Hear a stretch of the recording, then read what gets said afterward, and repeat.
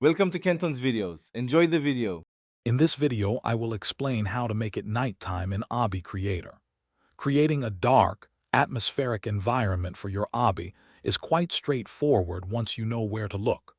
We'll go through the simple steps to transform your daytime build into a mysterious night scene, enhancing the overall player experience. It only takes a few clicks to achieve this dramatic visual change, making your Obby stand out.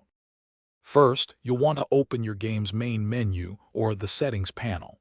This is usually accessible through an icon like a gear or a wrench. Once inside, navigate to the section dedicated to environmental settings. You might find it labeled as lighting, environment, or even world settings. This is where all the magic happens for visual adjustments. Within the lighting controls, you'll discover a specific option for time of day. This is often presented as a slider or a numerical input field. To achieve nighttime, simply drag the slider all the way to the left or input a value close to 0.